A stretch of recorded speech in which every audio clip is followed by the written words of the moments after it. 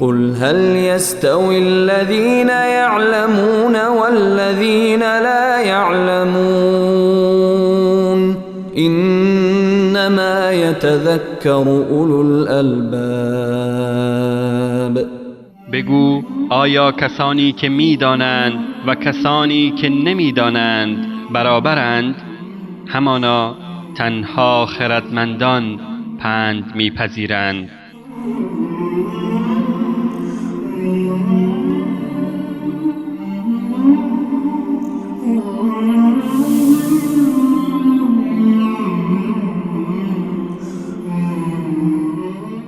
الحمد لله نحمده ونستعينه ونستغفر الله من شرور أنفسنا وسيئات أعمالنا من يهده الله فلا مضل له ومن يضلله فلا هادي له وأشهد أن لا إله إلا الله وحده لا شريك له وأشهد أن محمدا عبده ورسوله أرسله الله بالحق بشيرا ونذيرا بين يدي الساعة وأنزل التوراة والإنجيل من قبل لتهدي الناس إلى صراط العزيز الحميد والصلاة والسلام على أهل بيته الطاهرين وعلى صحابته أجمعين ولمن دعا بدعوته إلى يوم الدين.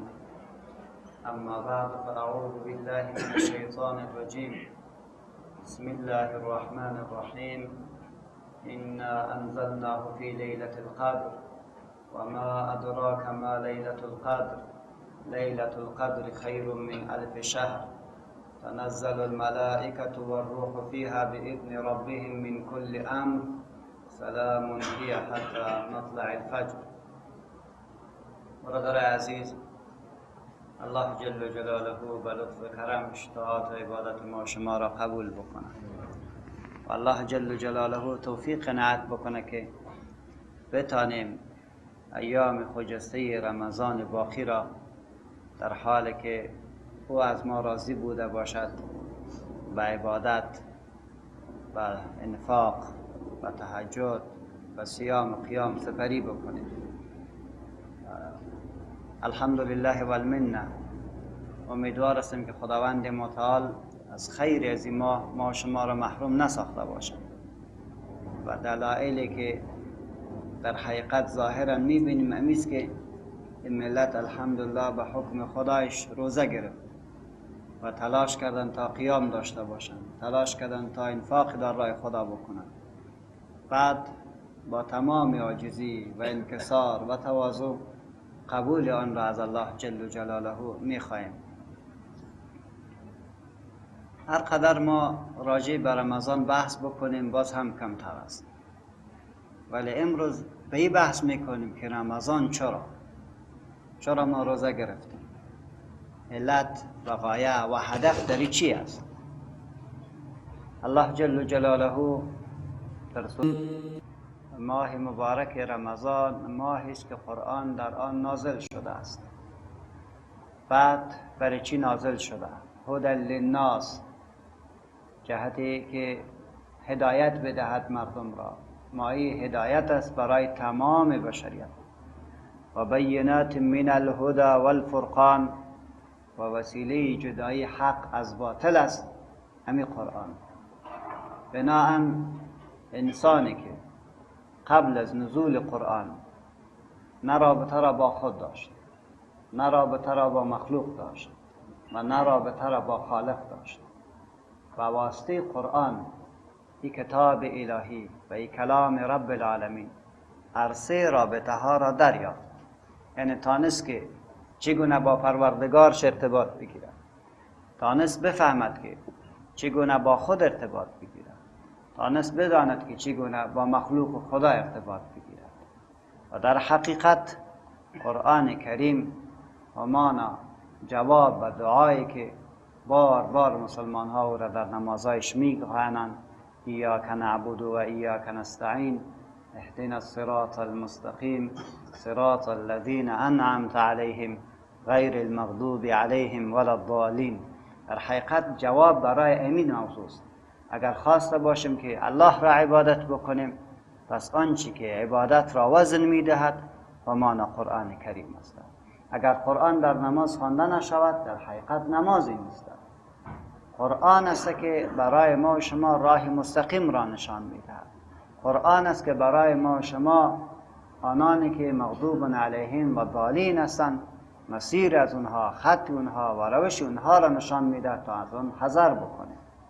برای کل دعا الله کتاب منزل خود را نازل کرد تا هم هدایت باشد برای بشریت و هم خط باشد برای ارتباطش با خدا و با خودش و با جامعهش.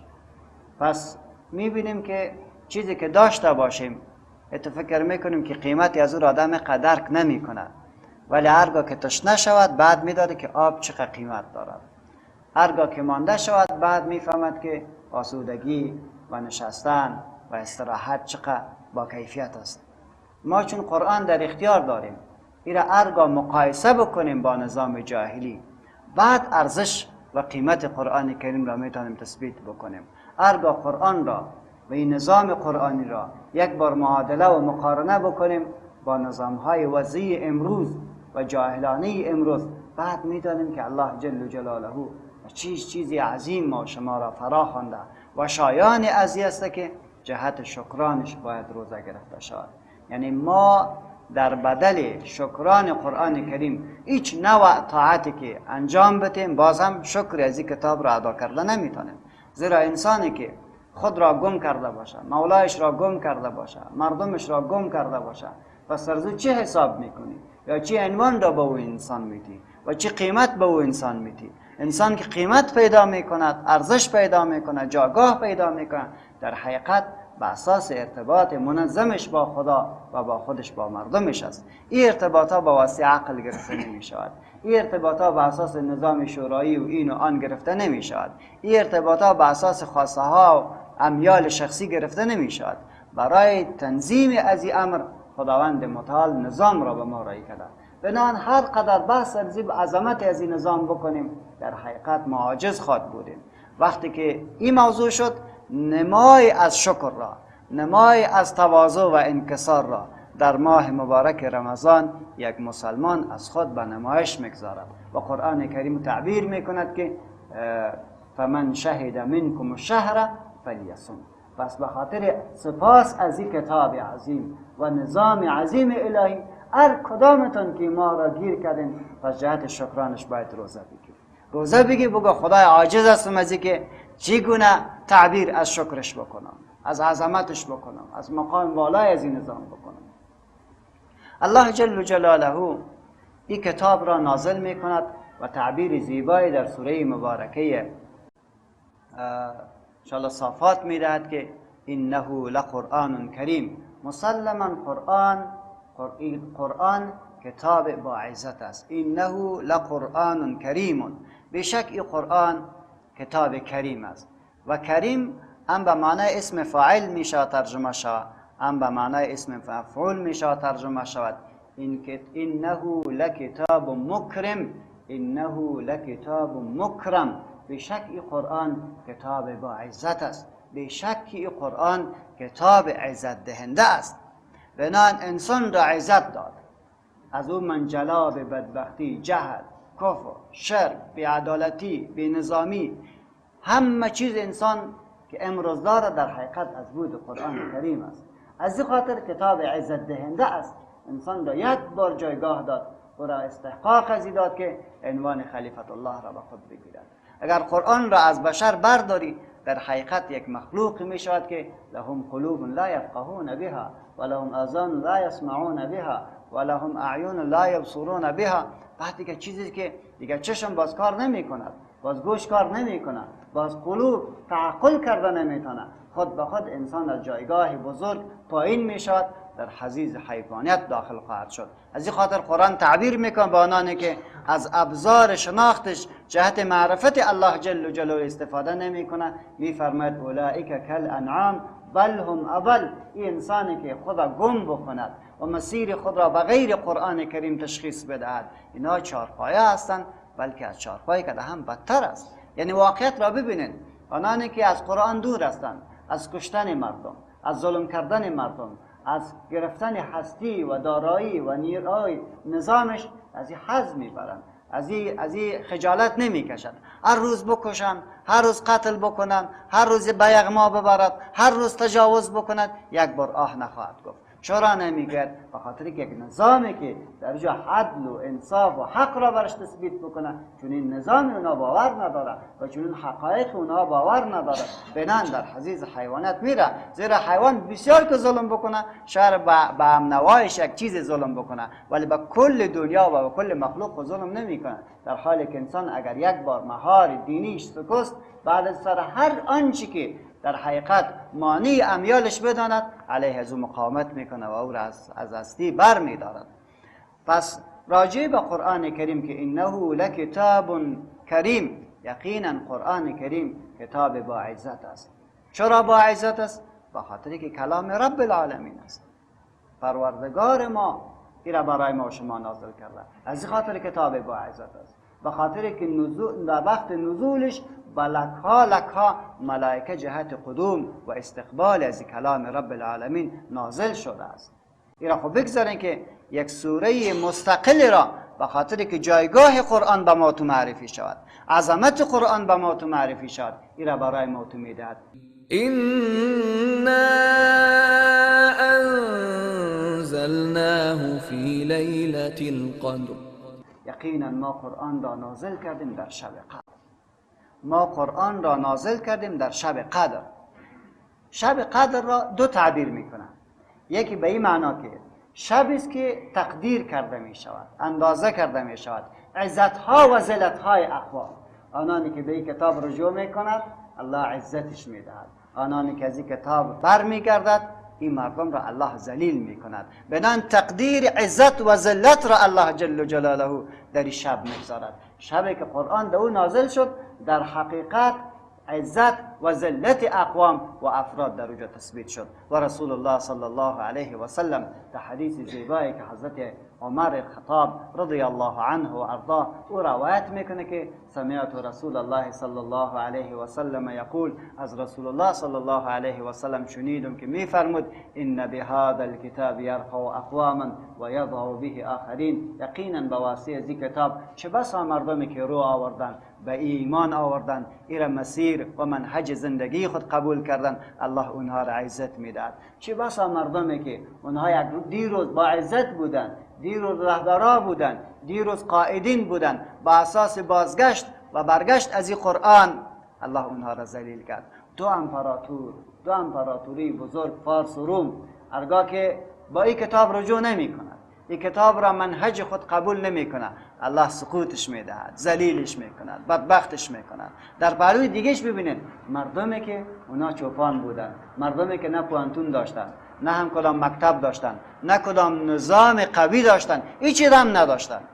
او مردم هنگامی که به این کتاب رجوع کرد، الله قائدشان ساخت، الله رهبرای مردمشان ساخت، الله جل جلاله دنیا را در اختیارش قرار داد. از این خاطر است که حضرت عمر فاروق رضی الله عنه و ارضاه در یک مجلسی از صحابه کرام همین کلمه را عرض میکنه که کنا رعات الابل، و ما مردمی بودیم که میچرانیدیم گوسفندا را میچراندیم در ایلاق‌ها، در کوه‌ها و در دشت‌ها.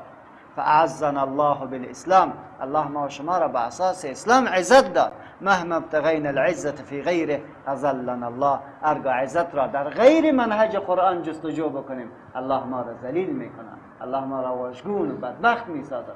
بنان در این دقیق شوین که این کتاب عزت دهنده است. چرا؟ او مردمی که دیروز هیچ چیز هم نبودن، به اساس از این منهج الله اونا را قائد ساخت. این تو قائد و رهبر ساخت که بیش از 1400 سال سپری میشد، نام فرش گرفته میتونی و بگی رضی الله عنه و ارضاه، رضی الله عنه و ارضاه. این تو میگی، بلکه دشمنان همه میرن میگه. آنانی که با این منهج مخالفت میکنه، وقتی که نامی از شخصیت ها را میگیرد، سر تسلیم و زانوی تسلیم را خامخا میگذارد و میگه که یقینا مردمای عجیبی بودند. تاریخ اصلا مثیل از اونها را ندارد و کل بشر ایران است که چه رقم تغییر بود، این چه رقم تربیت بود در ظرف 23 سال. ایتو یک نسل را تربیت بکنه، ایتو یک جیل را تربیت بکنه که در کل شون اینا فکر میکنی که متخصصینش است. اگر در نظامی داخل شوی فکر میکنی بزرگترین قائدین و جنرالای وقت هستند.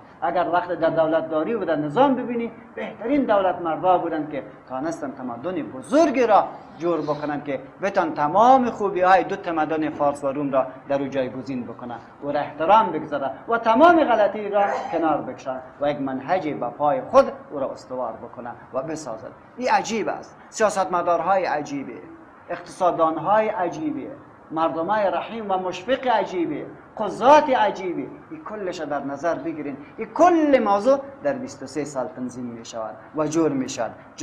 خود اسلام و دادن نظام نمونوی اسلام در حقیقت از جمله معجزات است که خداوند متعال برای ما و تو نشان میده که مسلمان او مردم بسیار بدبخت بودن ولی قرآن کریم اونها را ساخت. تو خود مسلمان است. تو خودت میگه ما پوانتون داریم، ما تمدن داریم، ما این تکنولوژی معاصر داریم و این کلش داریم. بنان ارگاه از قرآن اگر دور شی دیگه هم بدبخت میشی، دیگه هم با صرف افروزی و بدبختی افزوده میشود. پس قرآن کتاب عزت دهنده است و نمونه و مثالش ما جزیره العرب داده میتونه. از طرف دیگر قرآن ذلت دهنده کتاب هم است. آنانی که از پیش رو برافت قبولش نکرد و دورش کرد از زندگیش، الله جل جلاله مانند دو امپراتوری بزرگ اونا را سقوط داد و ذلیل ساخت. إنا أنزلناه في ليلة القدر. ما قرآن را نازل کردیم در شب قدر، در شبی که تقدیر کردیم در او عزت دادن و ذلت دادن. این میره تقدیر کرده کدام قوم عزیز می شود کدام قوم ذلیل می شود. امیر تقدیر کرده. انا انزلناه فی لیلة القدر. تعبیر دومی که انا انزلناه فی لیلة القدر، یقینا ما قرآن را در شب بس گرامی و با عزت و عظیم نازل کرده. یعنی دو تعبیر قرآن میداد. از یک طرف ما را تفخیم میداد به عظمت قرآن که ببین ما قرآن را در شب بس گرامی و عظیم نازل کردیم. وقتی که این شب اقا عظمت پیدا میکند پس کتاب خودی فکر نکن، در خود دقیق شو، در مطالعهش، در فهمش تو باید دست داشته باشی و متوجه بوده باشی. انا انزلناه فی لیلة القدر، بیشک ما قرآن را نازل کردیم در شب بسیار با عظمت، شب بسیار بزرگ، شب بسیار گرامی. وما أدراك ما ليلة القدر. و تو چی میدانی که شب قدر چیست؟ تو چی میدانی؟ میتونی که به اصلاح یکی از استادان میگه با این مغز گنجشکی عظمت از ما را تحدید بکنی؟ نمیتونی را تحدید بکنی. و ما ادراک ما لیلة القدر. تو چی میدانی که شب قدر چیست؟ که در اونجا اقوام ذلیل و با عزت میشود. تو یک شب عجیب، شب با عظمت. چی میدانی عظمت از او را؟ ليلة القدر خير من 1000 شهر. شب قدر بهتر است از 1000 ماه. یقینا چقدر سالها تیر می شود، صدها سال تیر می شود، هزارها سال تیر می شود، در حالی که تغییر اصلی را انسان به تثبیت کرده نمی تواند. جایگاه عظیم را که یک شب یک ساعت میداد در حالی که صدها سال داده نمی تواند. قرآن با نزولش یک بار تغییر کرد تقدیر مردم، روش مردم، نظام مردم، اخلاق مردم، عقیده مردم، دیدن به این دنیا تغییر کرد. از این خاطر تو چی میدانی که شب قدر چیست؟ شب قدر بهتر از 1000 ماه. چرا بهتر است؟ به خاطر که اخلاق تغییر خورد. دیروز دیگر رقم اخلاق بود، طفل خود را زنده به گور میکرد. دیروز تو یک حالتی بود. دیروز لچ از کعبه طواف میکرد. دیروز زنا و فحاشی و شرابخوری و تمام ارزش‌های غیر انسانی در انسان جای داشت. با واسطه نزول قرآن کریم این تغییر آمد. بنان از 1000 ما بهتر نیست. دیروز نظام نبود، امروز نظام عدل الهی برات داده شد. دیروز آزادی برات نبود، با واسطه قرآن برات آزادی داده شد. نمای از عدل و انصاف برات داده شد. با حق که چگونه تعبیر بکنی آزادی بیانت را، آزادی عقیدت را، آزادی ارزشت را، این کلش در قرآن تسجیل شد و قرآن برات داد. ببین نمونه هایش را ببینید. قرآن برای ما و شما نظامی داد که در اوج آزادی بیان است. تو گفته میتونی هر آنچه که باید بگویی حق داری که او را اظهار بکنی. در زمان رسول الله صلی الله علیه و سلم اصحاب کرام همه تو تربیت شده بودند. به اساس او تربیتش بود که حضرت ابوبکر صدیق رضی الله عنه و ارضا هنگامی که مبارک زمام امور را به دست میگیرد برای مسلمانان خطاب میکنه که ای مردم، هرگاه اگر غلط شدم مرا راهنمایی بکنی و دست مرا بگیرید. یکی از عساکر مسلمانان از کنج مسجد برش میخیزد و شمشیر را میکشد و میگوید ابوبکر اگر کج شدی به شمشیر راستت میکنه. این آزادی بیان است. این آزادی است که قرآن در حقیقت برای امو انسان و امو عسکر تعلیم داد که تو مکلفیت داری که امر بر داده شود او را یک بار بسنجی که امر موافق کتاب و منهج است یا نیست، آیا امر مضاد با حکم خدا است یا نیست، این یک بار تحقیق بکن. تو نکنی که هر کس برات امر داد تو را او را فورا نافذ بکنی. لا طاعت لمخلوق فی معصیت الخالق. این را فکر دار برای فرد مسلمان. حضرت عمر رضی الله عنه او مبارک برای مردم میگه که ببینین شما مهرها را زیاد میگیرین، من بعد از 300 درهم زیاد گرفته نمیتونید. وقتی که این کلام را میگه یک زن از مسجد برش میخواد که عمر آنچه که الله برای ما او را تقدیر نکرده، او را تحدید نکرده، تو چطور محدد و تحدید میکنی؟ اینان الله به ما گفته قنطار و قنطار یک عدد نامعلوم است، حق تعیینش از ماست نه از تو. حضرت عمر میگه خطا عمر و اصاب الامرأة. عمر خطا کرد و زنک راست گفت، از منبر پایین میشود. این آزادی بیان است که قرآن کریم برای مردم تعلیم داد و نشان داد که اسلام این تو یک نظام را میخواهد. از نظر اقتصادی، از نظر اخوت چنان سیستمی را ایجاد کرد، چنان عدلی را آورد که هر کس من حیث مسلمان بدون از اینکه سرش فشار بوده باشه چیزی که حق خداست را باید به مردم بدهد. چیزی که حق یک مسلمان است باید برش تسلیم بکند. رسول الله صلی الله علیه و سلم نشسته بود، دو مرد آمد سر زمین در میان خود دعوا داشتند. پیغمبر خدا علیه السلام دلایل هر دویش شنید، بعد برش فرمود که ببینید من انسان هستم، شاید هر کدامتان که لهجه فصیح و چرب و شیرین را به کار ببرد، دلایل قانع کننده را بر ما بدهد، من به منفعت از او فیصله میکنم. ولی به این معنا نیست که این مال بر تو حلال شد، زیرا در دلت الله بر تو وجدان گذاشته که آنچه که از تو نیست او نیست از تو. بنان هرگاه به واسطه دلایل خارجی مرا به این قانع ساخته که چیزی برات بدم در حالی که حقت نیست، در حقیقت ما یک پارچه از آتش بر جدا کرده. هرگاه کی گپ شد یک صحابی میگه که صاحب ما تیر هستم از این پارچه آتش، و دیگهش میگه ما تیر هستم. زیرا هر دو صحابه دروغ نمیگفتن، اونا در دلشان همین بود که این حق ما است. ولی وقتی گپ آمد میگه میشه که ما غلط کرده باشم، تیر میشه.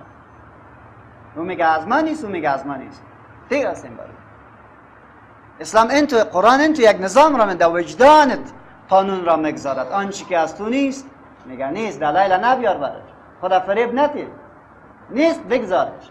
دعما یریبو کلا ما لا یریب.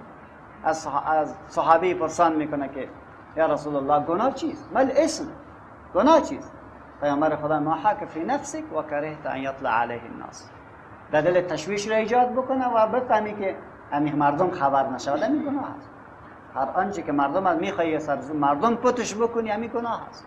در دل تشویش و دغدغه را پیدا بکنی همین گناه است، نه کمی کاره. پس قرآن کریم برای ما محکمه وجدانی را هم داد، در حالی که محکمه دیگر را هم داد که در اونجا باید دادخواهی بکنی و به حق باید تو فیصله کرده شد، طوری که الله جل جلاله میگه. بنان و ما ادراک ما لیلة القدر، لیلة القدر خیر من 1000 شهر، از 1000 ماه بهتر است. و جالبی است که اینجا 1000 ماه را ذکر میکند، ولی والله که بلک ها ما هم بهترتر است. اینجا تحدید معنای زیرا نمیداد که اینمی فقط 1000 ماه.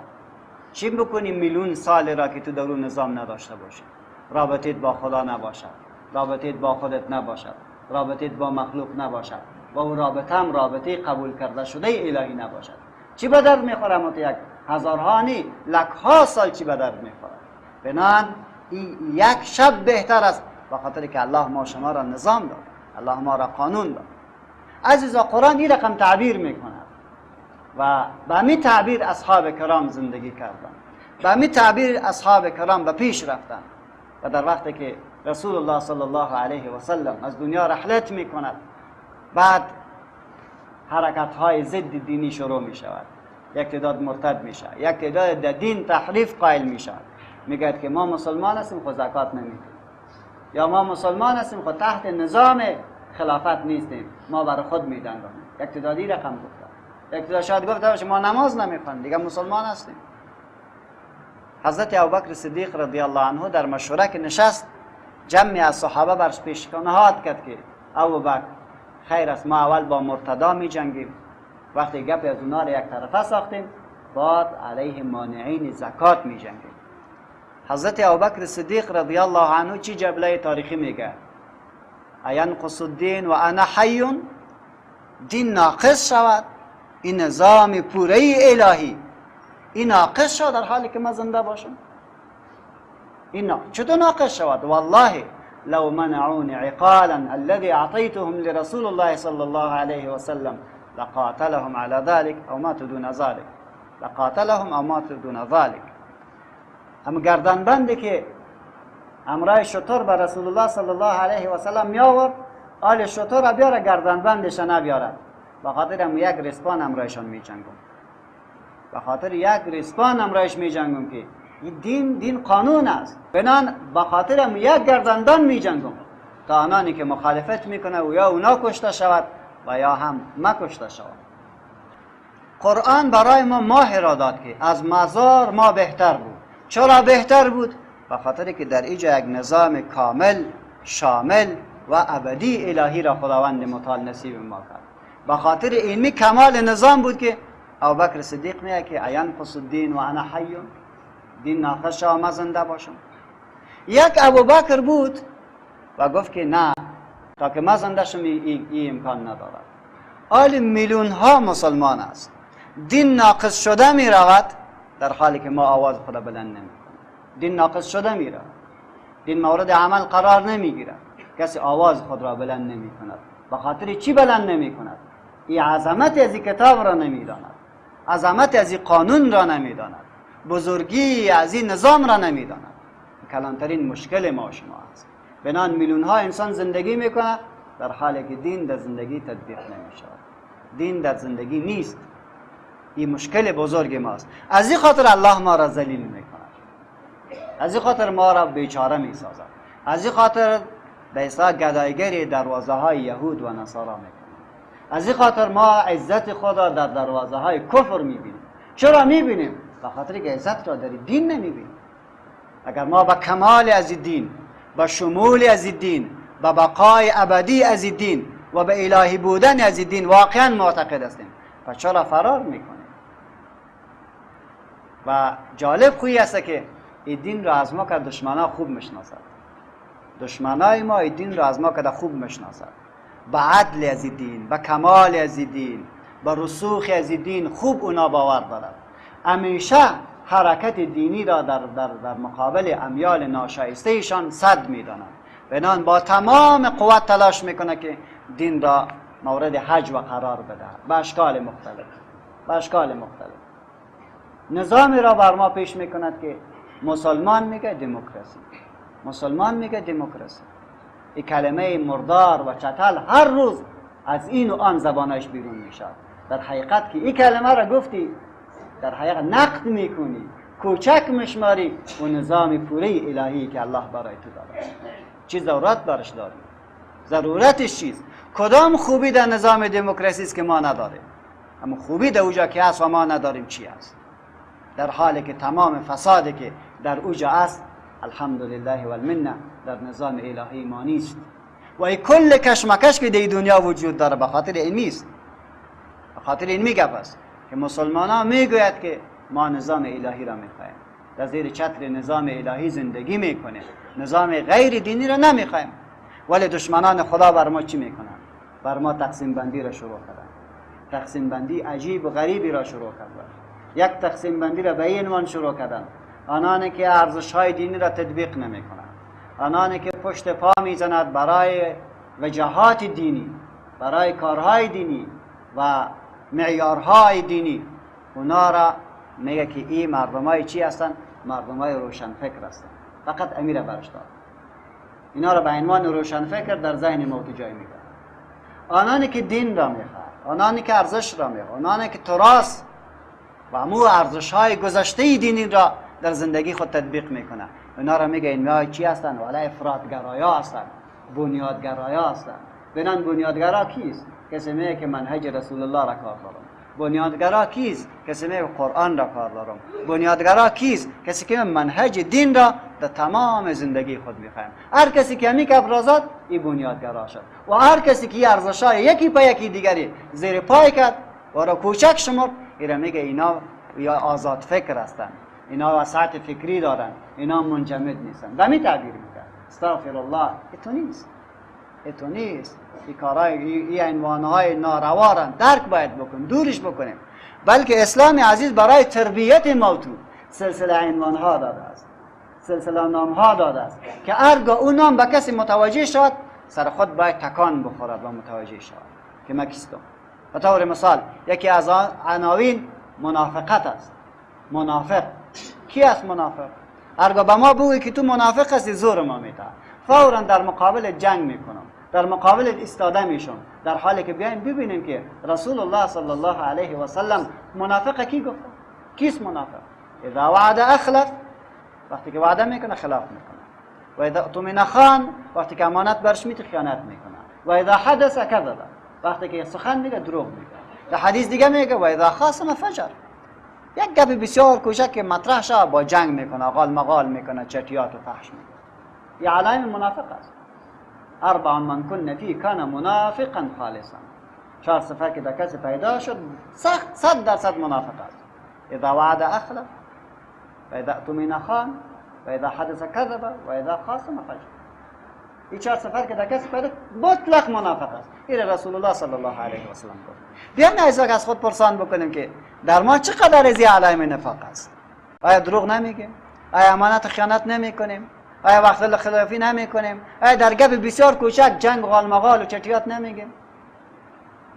ابن ملیکه رضی الله عنه و ارضاه از جمله اجلای تابعین است و میفرمه که ادرکت 30 من الصحابه كلهم يخافون على انفسهم النفاق. 30 نفر از اصحاب کرام را گیر کردم، امرای هر کدامش که میششتم بر اشکشان میان که خدا از جمله منافقان نباشه. اسلام کلمه تربیتی را با ما میته. این کلمه در حقیقت تربیت است که کسی بر تو گفت که منافق هستی که جنگ نکن، در خود یک بار فکر بکن کدام صفت در تو هست که او را وادار بیکد که بر تو منافق بود. جنگ نکن. کسی بر تو بگه که او فاسق، قال مقال جنگ میکنه، در حالی که جنگ نکن. برش بگو برادر عزیزم الله تو را اجر بده، لطفا نشان بده کدام جای حکم خدا را زیر پای کردیم، در کدام جای شریعت الله را زیر پای کردیم تا که ایت یک کلمه را به ما اطلاق کردیم. اگر به من نشان دادی خدا رحم سرت بکنه که عیبهای ما را برای ما پیشکش میکنه، امو را برام بگو، در حالی که ما ایتو نمیگیم.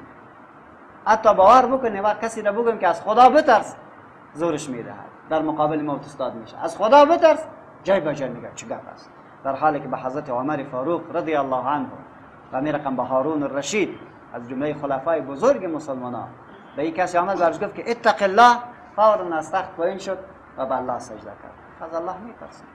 اتق الله، فوراً دیگه قال مقال نکرد، فوراً به زمین پایین شد و سجده کرد.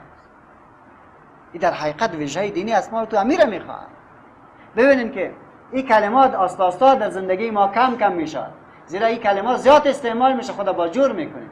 این کلمات تربیتی است اما در زندگی کم تطبیقش میکنیم. فاسق کم مردم میگه زیرا میخوایم که میترسن امروز جنگ نکنن. منافق کسی را بگه میترسیم که امروز جنگ نکنن، در بدلش دیگه این مانا بر ما داده میرود. ای وسعت فکر است، ای دانشمند است، ای فلان است، ای دستانه است. ای عجیب است، عجیب است. بنان عناوین دینی را با کار ببرن تا وسیله تربیت موضوع شود، تا وسیله تربیت موضوع شود. اسلامگرا. این کلمه عجیب است، در اخبارم میخوانید. اسلامگرا را که مطالعه کردی یعنی دیدش که هر انسان فاسقی و منافقی باشد کار خودم میکنه به نام اسلامگرا کار میکنه. هر تعبیری که از دین داد، هر سخنی که از دین گفت، روی این اساس که ما قرآن را نازل کردیم در شب قدر و تو چی میدانی که شب قدر چیست؟ شب قدر بهتر است از 1000 ماه. چرا بهتر است؟ عزت و ذلت اقوام در تسجیل می شود. شب با عظمت است. تنزل الملائكة والروح فيها بإذن ربهم من كل أمر. ملائکه جهت بزرگداشت از این شب نازل می شود. از این خاطر است که یکی از علما امام فراس رحمت الله علیه او می فرماید که در اینجا قدر به معنای ذیقی است. انا انزلنا فی لیلة القدر، ما نازل کردیم قرآن را در شبی که به اساس ازدحام ملائکه این دنیا و این آسمان ها ضیق شده بود، تنگ شده بود و اصلا جای پای نبود. ما این را در یک شب نازل کردیم. تنزل الملائکة فیها و روح، جبرائیل امین نازل می شود. ملائکه نازل می شود، جبرائیل امین نازل می شود. یک مفسر دیگه می فرماید که نه، روح در این جای صنف جداگانه از ملائکه است که ملائکه او را نمی بیند، ما ملائکه را نمی بینیم. روح یک صنف از ملائکه است که دیگه ملائکه او را نمی بیند. الله او ملائکه را نازل می. یا روح یک ملائکه جدای عظیم الجثه است، الله او را نازل میکنه. و روح تنزل الملائکه و روح فیها باذن ربهم، به حکم پروردگارش، به حکم پروردگارش نازل تا نافذ بکنه حکم خدا را در مقابل امتها. امتی که به این کتاب رو آورد عزت برش میده، امتی که از این کتاب رو گردان ذلیلش میده. به خاطر انفاذ از این حکم ملائکه نازل می شود. هر سال شب قدر تکرار می شود و هر سال اقوام و ملت های که عزیز و ذلیل می شود او برش نوشته می شود. چرا ذلیل میشی؟ از این کتاب رو میگردانی، به این کتاب مراجعه نمی کنی. چرا عزیز میشی؟ به این کتاب رو آورد. ملائکه به خاطر همین نازل می شود. سلام هی حتی مطلع الفجر. در این شب پیام سلامتی برای هر انسانی است که ایمان به خدا داشته باشد. پیام سلامتی و عزت است برای هر انسانی که ایمان به الله و به این منهج الهی داشته باشد. سلام هی حتی مطلع الفجر. این سلام و این امن از به هر کس که ایمان داره وجود داره تا به ای که آفتاب طلوع میکنه، تا آفتاب طلوع میکنه. حتی مطلع الفجر یک تعبیر دیگه میده. این تعبیر و این امن، این سلام همیشه در این دنیا وجود داره تا که این کتاب است و این کتاب تا وقت است که آفتاب از مغربش طلوع میکنه. این نیست که این تنها به زمان رسول الله تعلق داشته باشه. تو سرزی کتاب عمل بکن، این کتاب به تو ارج میدهد، عزت برات میدهد، امن برات میدهد، شگوفایی برات میدهد و این تا به روز قیامت این فرصت برای هر کدای ما است. خداوند متعال به ما شما توفیق عنایت بکنه که عظمت از این کتاب را دریابیم، متوجه بوده باشیم، اعمال خود را آراسته بکنیم به منهجی که الله جل جلاله برای ما تو اختیار کرده است.